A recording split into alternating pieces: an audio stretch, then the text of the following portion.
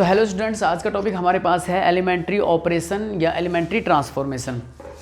Elementary operation या transformation है, matrix का टॉपिक है। एलिमेंट्री ऑपरेशन बोलते हैं इसे या एलिमेंट्री ट्रांसफॉर्मेशन बोलते हैं। ये जो ऑपरेशन या ट्रांसफॉर्मेशन है रो पर भी अप्लाई होता है और कॉलम पर भी अप्लाई होता है। इससे रिलेटेड इसमें 6 रूल हैं जो कॉलम पे और रो पे अप्लाई होते हैं। ठीक है, अब इसका यूज़ हम कहाँ करेंगे? कई बार क्वेश्चन में हमसे पूछा जाएगा कि आपको इन्वर्स फाइंड आउट करना है बाय यूजिंग एलिमेंट्री ऑपरेशन या एलिमेंट्री ट्रांसफॉर्मेशन, यानी कि एलिमेंट्री ट्रांसफॉर्मेशन का यूज़ करते हुए आपको इन्वर्स निकालना है, तो वहाँ इसकी ज़रूरत है। तो अब इससे रिलेटेड हम इसका रूल देख लेते हैं। देखिए, पहला रूल क्या है? इंटरचेंजिंग 2 रो और 2 कॉलम। इसका मतलब समझिए कि अगर आपके पास कोई मैट्रिक्स है, मान लो मैट्रिक्स है हमारे पास ये 2 3 4 5, इस मैट्रिक्स का ऑर्डर है 2 by 2, यानी कि इसमें 2 रो हैं और 2 ही कॉलम है। अब इसका मतलब ये हुआ, आपके पास मान लो फर्स्ट रो है, आप उसको सेकंड रो से इंटरचेंज कर सकते हो। ठीक है, ये तो रो के लिए अप्लाई हो गया इसका एक रूल कि अगर रो है, जैसे मान लो इस मैट्रिक्स में अगर मैं इंटरचेंज करूं तो 3 5 और 2 4, यानी कि मैंने फर्स्ट रो को सेकंड रो से इंटरचेंज कर दिया। तो ये एक तो पहला आप कर सकते हो एलिमेंट्री ऑपरेशन में कि आप एक रो को दूसरे रो से इंटरचेंज कर सकते हो। तो इसका पहला रूल तो यही कि इंटरचेंजिंग 2 रो और 2 कॉलम्स।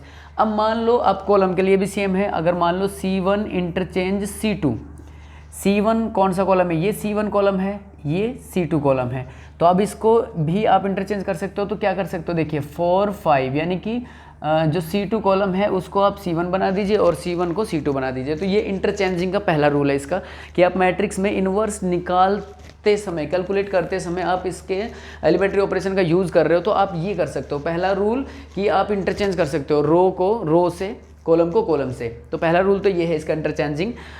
और सेकंड रूल इसका क्या कहता है कि multiply all element of a row and column non zero scalar. Non zero scalar का मतलब है कि आप नॉन जीरो नंबर से किसी भी रो को या कॉलम को मल्टीप्लाई कर सकते हो।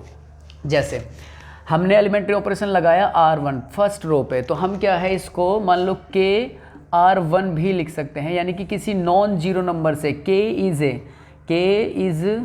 इज ए कांस्टेंट, तो K कांस्टेंट होगा।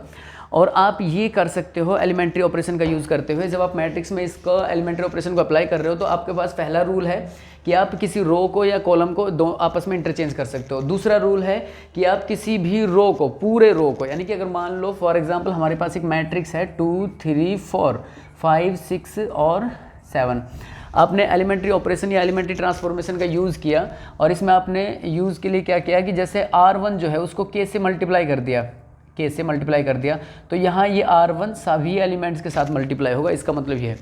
तो पहला रूल तो क्लियर है आपको, और सेकंड रूल भी ये है, क्लियर ही है ये भी।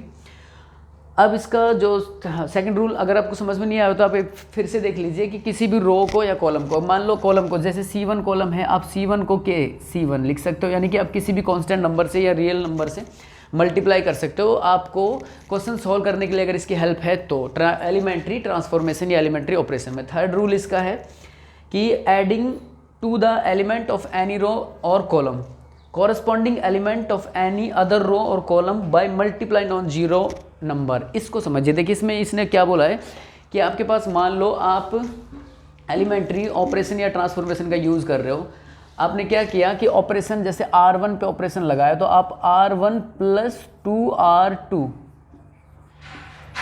इसका मतलब ये हुआ कि आप किसी एक रो को नॉन जीरो नंबर से मल्टीप्लाई कर लीजिए और उसे किसी अदर रो में ऐड कर सकते हो, यानी कि मल्टीप्लाई करके ऐड कर सकते हो। तो ये रूल, थर्ड जो रूल है वो कहता है कि आपके पास जैसे मान लो आपने ऑपरेशन रो पे लगाया तो आपने R1 में R2 को ऐड किया, तो आप उससे किसी कांस्टेंट नंबर से मल्टीप्लाई करके ऐड कर सकते हो। ये इसका थर्ड रूल है। जब मैट्रिक्स का यूज़ करेंगे हम, जैसे मान लो मैट्रिक्स है हमारे पास, अब ये मैट्रिक्स है 2 3 4 और 5, इस पे एलिमेंट्री ऑपरेशन या एलिमेंट्री ट्रांसफॉर्मेशन का यूज़ करना है हमें, और हमें ज़रूरत है कि हम अगर सेकंड को मल्टीप्लाई करते किसी नंबर से तो वो इजी हो जाएगा सॉल्व करना। तो हम क्या कर सकते हैं कि सेकंड को जैसे मान लो यहीं से 2 से मल्टीप्लाई करेंगे तो पूरे रो को ही या कॉलम को ही मल्टीप्लाई करेंगे, पूरे कॉलम को मल्टीप्लाई करके आप कॉलम में ऐड कर सकते हो। यानी कि जैसे C1 टेंस टू ऑपरेशन लगाया हमने C1 पर, C1 प्लस 2C2, आप ये भी कर सकते हो। तो ये 3 रूल्स है। पहला, इंटरचेंजिंग रो, आप इंटरचेंज कर सकते हो रो या कॉलम को। कॉलम को रो से नहीं, मतलब रो को रो से, कॉलम को कॉलम से इंटरचेंज कर सकते हो।